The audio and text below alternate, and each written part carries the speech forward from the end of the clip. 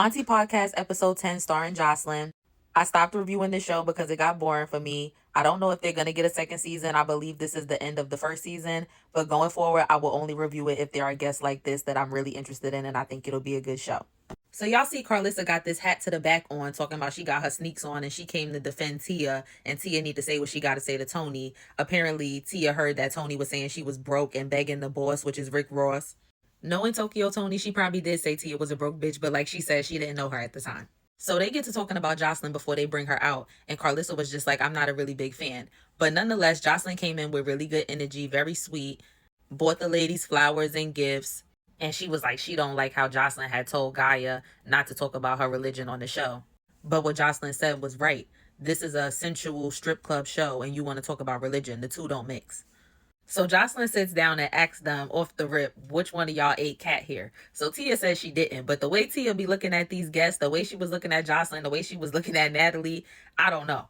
Maybe she's bi-curious. In my opinion, Tokyo and Joseline connected the most out of this episode. I mean, they both do have a lot in common. They both allegedly do lines. They're both known for their bodies. Tokyo Tony says she's Dominican, so they're both of, a Hispanic heritage. And they both have done adult films and adult work. So Carlissa basically was like, do I got to do lines to be on the cabaret? And Joseline had asked Tia, did she ever do a line? She said no. And Joseline said, everybody don't got to get high on the same thing, basically saying the girls don't got to participate in what she participated in.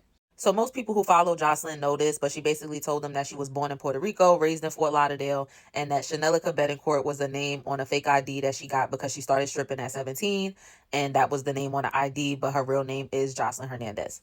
They also asked Joseline how she feels about Hispanic girls using the N-word. She said if they're her color, then they're black. So she feels like a black woman should be able to say it, whether they're of Hispanic descent or not. But she doesn't agree with white Hispanic girls like Gretchen or Mariah Lynn. She didn't say their names, but she said white Hispanic girls saying it, and she wouldn't approve of that. She also said that she feels like she's a black woman first and a Hispanic or Puerto Rican woman second because of her skin color. She also said that her and Ballistic are legally married and is public record, so this is not another Stevie J situation. And then Carlissa kept saying funny shit. They started asking Joseline how many men she bagged in the industry, and she was like, y'all know I only been with two men, Stevie and Ballistic. And Carlissa was like, yeah, well, don't count Stevie because he finer than a motherfucker. She ignored that. But then when she said that her and Ballistic was married, Carlissa was like, oh, so you and Stevie got divorced? And Joseline was like, me and Stevie was never really married. Like, stop playing with me. So they start talking about the show, and Joseline says, well, I own my own intellectual property, and hopefully one day you guys can start to do that. So she was like throwing shade at the aunties, but I feel like also throwing shade at Natalie. So basically just saying that she owns all of Joseline's cabaret. She's really the boss. Which makes sense because we don't hear nothing about Lemmy messing with the girls at the cabaret. He's always at baddies and messing with the girls at baddies. Like, he has a lot more control over Natalie's show than Joseline's show. Carlissa seemed a little offended by the shade, and she was like, oh, like, who are you throwing shade at right now at the network? And Joseline was like, girl, I don't care who you think I'm throwing shots at. So Tia was like, what happened with the little bitch Amber? Talking about Amber Rose. And Joseline was like, when it comes to them hoes, let me tell you something right now. If I die right now, I'm immortal. So the way I took that, she was saying she's more iconic than Amber Rose. In the sense of how we talk about New York. And New York's memes and quotes will live on forever. 20 years later, her stuff is still going viral. Do you know you have 30 minutes? Like, that's from 20 years ago. Joseline is the same way with stuff that she said on Love and Hip Hop 10 to 15 years ago. So I think that's what she meant when she said, like, I'm immortal and no one's done what she's done in the reality TV space. And then she told them, y'all bitches will never be immortal. Not you, not you, not you. I don't feel like Carlissa or Tia will be immortal, but I do feel like Tokyo Tony is already kind of immortal. I think she has some iconic quotes and videos that will live on forever and come back. So Joseline was like, I don't know what the motive is of y'all bringing me here. I'm here to have a good time and talk with you ladies. And Tokyo and Carlissa was like, you just got to listen to us. And they was like, see, Carlissa, you always the problem. So Joseline was like, y'all got to get her right and then I'm going to come back because she's bad energy and she's all in my ear with that nasty ass breath. She said Carlissa was raggedy and her breath smelled like dookie. And Carlissa was just mouthing off like, oh, you always act like this when it's a real bitch around, when it's somebody you scared of. Why would she be scared of you? Like, Carlissa, you haven't shown us nothing for us to be scared of. Every time you say shit like this, you make me laugh because you make me bring up the fact that Krishan had you pissing on yourself when she beat the fuck out of you. Carlissa all like, we don't need her episode. We don't need her on the show. Yes, y'all do, because I stopped tuning in after episode 3 and I'm only back for her. Only episodes that was good and memorable to me out of this whole season was Joseline and Natalie, Rolly, and Scotty. So Joseline told them to stop filming and Tokyo talked to her in private in the back. Carlissa tried to come over to Joseline and apologize, talking about I had some Casamigos, babe.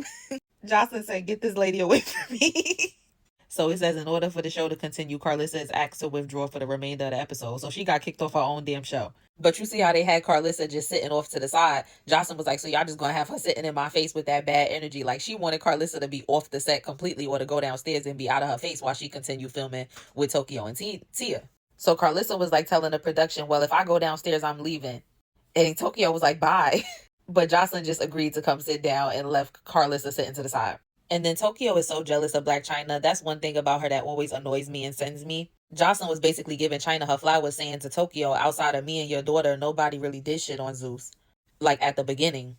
And Tokyo was like, no, she didn't do shit. Jocelyn was like, this crusty, dusty bitch Carlissa, I'm 20 years her junior, this, that, and the third. Tokyo loved watching Jocelyn eat Carlissa up and have her removed from the episode. They tried to ask her about Tommy. She said, fuck that bitch. Don't ask me about no bitch that don't own their own show. And intellectual property and music. Jocelyn says she's training to compete to ride horses. I could see that for her because she's very athletic. So they had a bunch of sex talk and random questions that wasn't really that interesting. So we're going to skip all of that. And Jocelyn basically said that on this season, we're going to get to see her relationships with some of the girls. She said that there's about 6 girls who have been around for 3 or 4 years. So we'll get to see her relationships with them. So I guess she's talking about like Wet Wet, Raven, Diamond. Those are the only people who could have been around for that long. But then obviously Danny and Andrea, this is also their second season. So Tia thought that Lexi Blow was one of the girls, and she was like, the white girl Lexi Blow, she's one of the girls, right? That's like been around for a while. And Jocelyn was like, no, not that lumpy booty bitch. And that's insane to me because Lexi Blow was one of my favorites overall, like on Jocelyn's Cabaret, like all seasons. And also Jocelyn used to like have a crush on her and used to be flirting with her on the show. And like they used to like each other. It was a thing. They tried to ask Jocelyn if they could bring Carlissa back on the stage, and she was like, no, because next thing I'm going to have to two-piece that hoe. Then they asked her about her sucking ballistic toes on Zeus, and she was like, she didn't remember doing it, but then when they told her she did, she was like, yeah, I love him. Like, she wasn't surprised. So Carlissa decides to pipe up and was like, oh, this shit is getting boring. Like, y'all not going to say nothing? So she wanted to have a moment, and she was like, I'm going to go downstairs while y'all sit up here with this $2 hoe with this $2 dress. And Jocelyn was like, baby, this is Emilio Pucci. And on Carlissa's way down the steps, she told Jocelyn that her pussy still stinks. So Jocelyn was talking to like Lemmy in the production, you know, from behind the camera. And she was like, y'all need to bleach this side of the couch. Or Lemmy, you got the money. You need to just get rid of this couch. Pointing to the side where Carlissa was sitting. I do feel like the episode was a lot better with just Tia and Tokyo. They ended up doing their advice that they give at the end. And Tia was like, you know, just be more lenient on the women because I think you have a good heart. But a lot of people think you just this mean person because of the clips and the stuff that they see on the show. And Tia was like, you know, I've been watching your show for a long time, me and my mom. And Jocelyn got really emotional and was crying. Tia went over and gave her a hug on the couch. And I agree with what Tia told her. I think us as viewers could see Ballistic and Bonnie are some of the best things that have happened in her life. And Tokyo's advice was just telling Jocelyn that she could do more, like basically more than reality TV. She could start a business, so do more with her money, spend her money wisely. Overall, I enjoyed this episode, and I think it was good that Zeus had this on before they released Jocelyn's Cabaret. So I'll see y'all next season for whatever episodes of Auntie Podcast I want to review. Bye.